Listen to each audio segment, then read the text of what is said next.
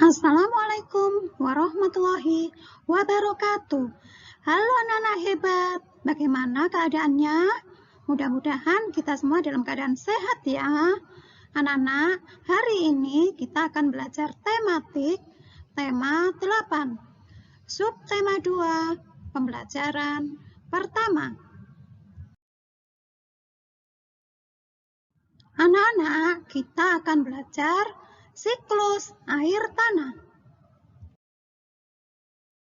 Anak-anak, perhatikan gambar-gambar di atas. Apa komentarmu melihat kedua gambar tersebut? Gambar A menunjukkan daerah yang subur dengan cadangan air yang melimpah. Sedangkan gambar B menunjukkan daerah yang gersang dengan tidak adanya cadangan air. Gambar manakah yang lebih indah dilihat? Tentu saja gambar A. Dapatkah lingkungan seperti gambar A berubah seperti gambar B? Apa yang menyebabkan? Tentu saja dapat.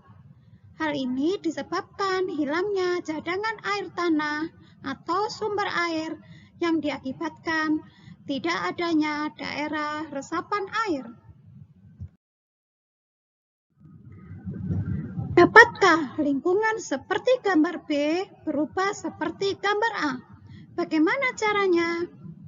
Tentu saja dapat dengan cara selalu menyediakan daerah resapan air.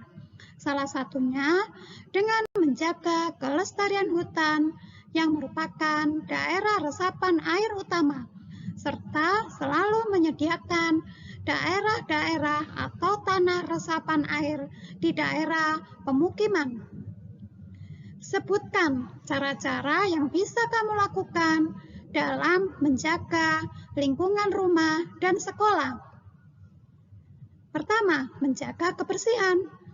Berikutnya, menjaga kelancaran saluran air atau selokan. Ketiga, menanam tanaman atau pohon yang bermanfaat di daerah lingkungan rumah dan sekolah. Siklus air tanah. Proses siklus air menyebabkan air bergerak meninggalkan tanah ke udara. Selanjutnya, air turun lagi ke tanah dalam bentuk air hujan. Nah, air yang turun ke tanah ini ada yang masuk ke sungai. Aliran air di sungai ini akan terkumpul kembali ke laut. Selain masuk ke sungai dan mengalir ke laut, ada juga air yang tergenang membentuk danau. Air yang turun ke tanah ada yang masuk dan bergerak ke dalam tanah melalui celah-celah dan pori-pori tanah serta batuan. Air yang masuk ke dalam tanah ini kemudian menjadi cadangan atau sumber air. Air cadangan akan selalu ada apabila daerah peresapan air selalu tersedia. Daerah resapan air terdapat di hutan-hutan. Tumbuhan hutan mampu memperkukuh struktur tanah.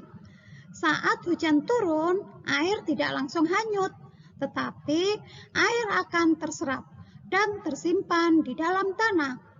Air yang tersimpan dalam tanah akan menjadi air tanah. Air akan lebih mudah meresap jika terdapat banyak tumbuhan. Air yang meresap akan diserap oleh akar tumbuhan tersebut. Adanya air dan akar di dalam tanah menyebabkan struktur tanah menjadi kukuh dan tidak mudah longsor. Nah, menyimak uraian tersebut dapat disimpulkan bahwa keberadaan hutan sangat penting. Hutan berperan dalam penyimpanan air. Oleh karena itu, kita harus senantiasa menjaga kelestarian hutan. Anak-anak, saat ini hutan banyak yang gundul akibat penebangan liar. Selain penebangan, hutan dapat rusak akibat pembakaran. Pepohonan di hutan ditebang atau dibakar dengan alasan tertentu, seperti untuk membuka lahan pertanian, perumahan, atau industri. Kegiatan-kegiatan ini dapat mengurangi kemampuan tanah dalam menyimpan air. Akibatnya, pada saat hujan terjadi banjir, dan pada saat kemarau banyak daerah yang mengalami kekeringan. Pembangunan jalan yang menggunakan aspal atau beton dapat menghalangi meresapnya air hujan ke dalam tanah. Akibatnya, pada saat hujan, air tidak dapat meresap ke dalam tanah. Hal ini menyebabkan terjadinya banjir dan air mengenangi jalan-jalan. Nah, apa akibatnya jika daerah resapan air semakin berkurang?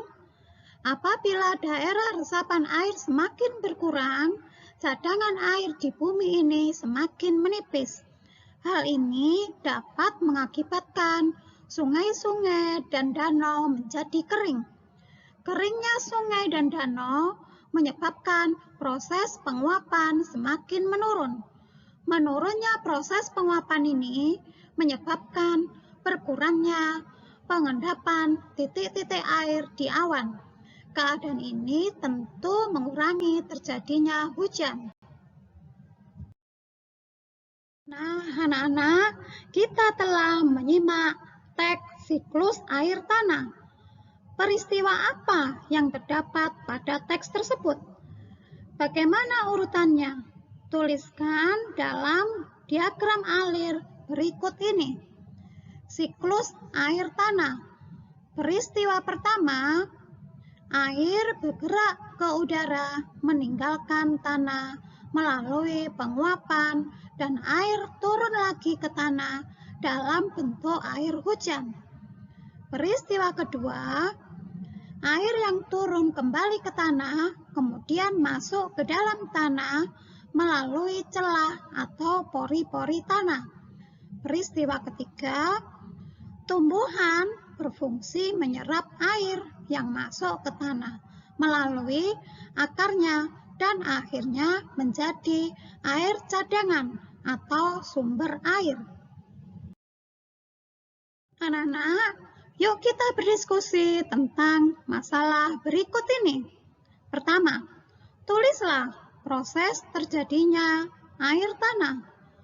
Proses terjadinya air tanah, pertama, air bergerak ke udara, meninggalkan tanah melalui penguapan, dan air turun lagi ke tanah dalam bentuk air hujan.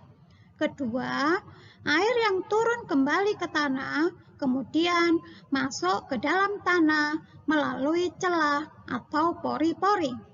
Ketiga, air yang masuk ke dalam tanah kemudian diserap dan tumbuhan melalui akar-akarnya kemudian menjadi air cadangan atau yang disebut dengan sumber air. Dua, tulislah faktor-faktor yang mempengaruhi berkurangnya ketersediaan air tanah. Faktor-faktor yang mempengaruhi ketersediaan air tanah yaitu pertama, faktor alam. Faktor alam terdiri dari kondisi tanah dan kondisi iklim. Dua, faktor kegiatan manusia. Faktor kegiatan manusia ini meliputi penebangan hutan secara liar, pembukaan lahan pertanian, perumahan, dan perindustrian. Pembangunan jalan dengan aspal atau beton sering mengurangi daerah peresapan air. 3. Tulislah kegiatan yang dapat kita lakukan untuk menjamin ketersediaan air tanah. Kegiatan yang dapat kita lakukan untuk menjamin ketersediaan air bersih yaitu hemat dalam menggunakan air, menanam pohon atau yang disebut dengan penghijauan, membuat lubang resapan air, mengurangi sampah atau limbah. Alhamdulillahirrabbilalamin. Anak-anak, selesai sudah materi yang kita pelajari hari ini.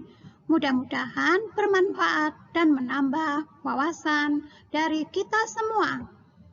Don't forget to pray on time. Don't forget to read the Holy Quran. Don't forget to obey your parents. Don't forget study hard. And be careful.